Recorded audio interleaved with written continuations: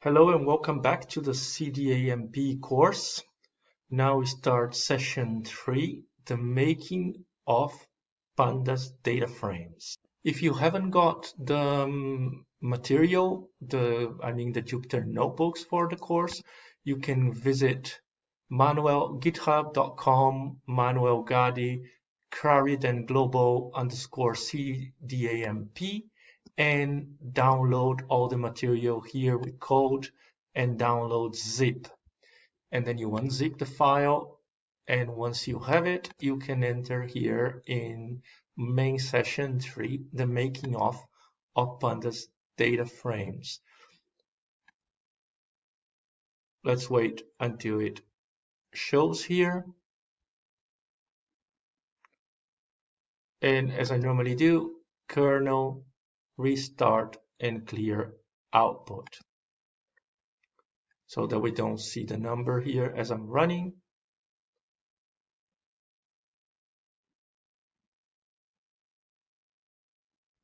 Now I can run this and make a little bit bigger. And here we go. A little bit of story of Pandas data frame. Pandas data frame is this tabular structure that has been created by Wells McKinney, this person here that worked as an investment banker he was a heavy user of Excel and also MATLAB and even SAS. And he was actually looking for some language where, because speed was becoming an issue for him and new technologies. So he evaluated all the languages, and actually he found NumPy with all the basic ingredients for making this tabular structure like Excel, and making calculations for time series, and that would be used for investment and trading, and even machine learning in one sense. And then he couldn't find it in Python, for example, that library. So he set up the challenge to create it himself. So he created this very good data structure that is 2D. And then what it brings to us is that NumPy doesn't have. Its first, variety, because the problem with NumPy is that in a 2D array in NumPy, all data has to be of the same type. If we're working with strings, everything has to be strings, text. If we're working with numeric data, everything has to be numeric, decimals or integers. So he created this structure where every column is independent and every column is a NumPy array. So every column has to be the same type, but all columns can differ, can have different types. One can be string, one can be numerical decimals, another one can be dates, and so on and so forth. So he brought to us a structure that brings variety that didn't exist in Python in NumPy. However, NumPy was, when he was working on this on 2008, for sure the most quick, the velocity was all implemented in NumPy at that stage in 2008. NumPy is an in-memory array structure, meaning that all data is so close to each other.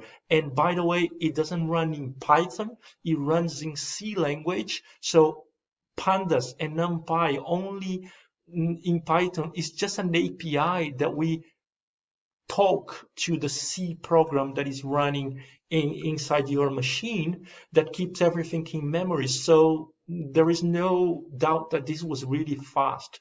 And also it could work with a lot of volume as long as you have space on your memory. And in disk, you can do swaps. And so you could put very big things in this data structure in NumPy, and therefore in Pandas. So we're talking about a very powerful data structure here.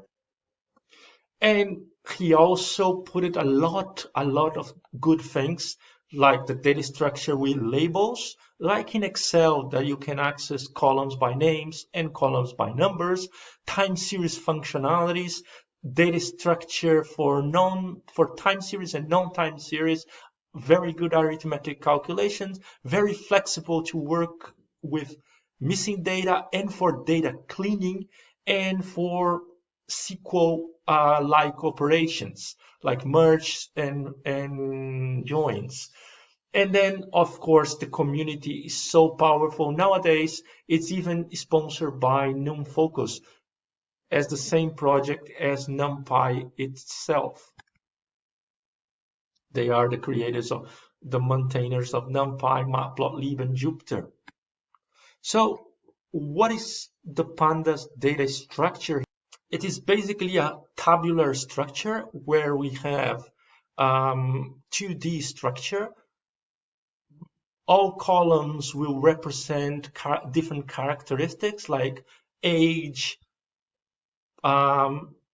salary, address, date of birth. So they can be different types, like date in here could be float, strings, integer, and also he created what we call a data frame, because there is even a frame here, and the frame here is a dictionary at the top where you can access by column name, and it has a pointer to every single column here.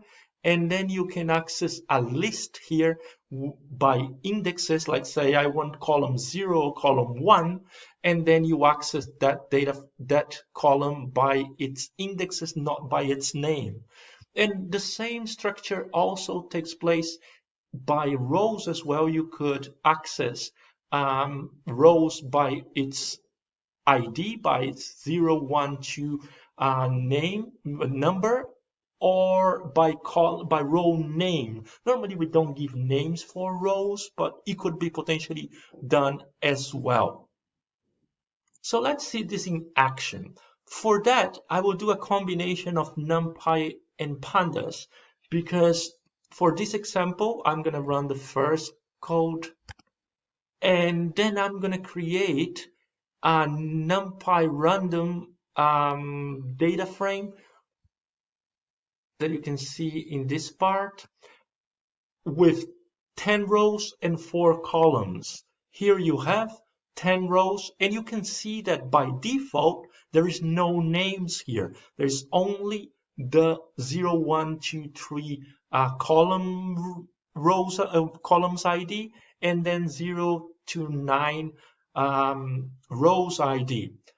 Those are what we go by iLock. iLock is for accessing those numbers. And by default, you have those numbers there. And then you cannot access, for example, anything by column like this. It will say that you don't have it, a key by that key. However, if I create again this data frame and I say column names now, I now have the column names A, B, C, and D, and now I can access the data from the first column. I could potentially do it as well with df.ilock and say, by the way, I want every row in square brackets here. I say all rows, that is this symbol here, and then the column 0, and that will give me the same result as previous. This is how I would access using the iLock, using the numbers in that structure. However, if I have column names, I can also access by column names. What about having a different names? I'm going to call B instead of B ball with spaces in between, and row, and I'm going to give names for the rows as well. So if I do that, now I have what I see is A, ball, C, and D, and row 0, row 1, row 2, row 3. Those rows 0, 1, 2, 3 and they are names. I access them by using lock instead of iLock. I will show you that in a second. So in any case, one can say, oh, you can also access letter A, the column A, just putting df.a. That is true, but that's not true in the case of ball, because ball has spaces, so I would have problem here saying B-A-L. Python will not understand that and will result with an error. How do I solve that? Well, it's easy. You put a square bracket here and quotation, because we call this a string, and a string in Python must go between quotation. And then I'm able to access if I run this again. So what's the difference between this one and that other one? That I could also access A like that. So I could also say df A. It all works as well as the previous one. The difference is if I have spaces in the name, I have to use the second option, the square brackets with quotation in between. As I was saying, you can also access that with df lock, and then df lock would request me to say, what rows do you want? I want all the rows, and I want this column called ball. Well, it has spaces, so it needs to go that way. And here we go, we get it the same way. So I can also use df.lock and square bracket, and then row 0, and then all columns. And that will give me all the data for that column, for that row, column A, ball, C, and D. And then a superpower that we get in Pandas is that with the iLock, because we have a list there, we can also do what we call slicing. We can come here and I can say df.ilock, and I will say, if I say semicolon and semicolon, column here and column here, what I get is all the table. And that is the same as if I say length, if I say that this starts from 0. However, this starts from 0 and go towards the end of the data frame. So I can say, no, don't go towards from the first one, get from the third row onwards, and get from the second column onwards. And by the way, I want to eliminate the last column, so I can say -1 here. And that will give me -1 will eliminate the last row, that was row 9, and -1 here will get rid of the column, the last column. So I can go from wherever I want. If I leave it just column there, 2 dots, I will get everything. But if I can say from where to start to where to go. And here we go with another example, starting from 1 to 4 and 1 to 3. If I don't use negative, I'm actually saying where I want to stop. Now, I would like to propose an exercise. So you stop the video here and go and try to select row 1 and by its name and column C. Welcome back. Now let's see the solution for this exercise. You do df ilock or lock, df lock, because it's by name, and you do row C like that. And you get the 031 here. Try to repeat this exercise now using lock. trying to get what will be the second row and the third column by lock. Welcome back. You cannot select lock. You can try to do this, and that will give you another result because the second column is actually number 1 and the third column is actually number 2. Remember, Python starts with 0, and here we go and get the same result. So it's up to you, and if you don't tell what you're trying to get, what does Python understand? It gives you an error because it's confused what you actually want. So that's when you have, if you only say C, it will then guess that you need that you want the column. But if you say two things, you'll become confused, and you need to use this lock and iLock. Specify the part of the framework you need to use. I mean the two frames, either by number, by ID, or either by name. A little bit more on this slicing part. So df, as we can see here, simply print as you know, in this case, because it would print the top 5 rows and the bottom 5 rows, but as I only have 10, it's printing everything. If I say df lock, it actually knows that it actually thinks, because I asked for number there and I said iLock and I didn't put a comma, it understands that I want the second row, because first row would be 0, second row would be 1, and it's getting all the columns. If I say, actually this doesn't come as something that was actually implemented by Pandas, and it wasn't implemented by NumPy either, because it was a combination, because the data is in NumPy, the frames are actually lists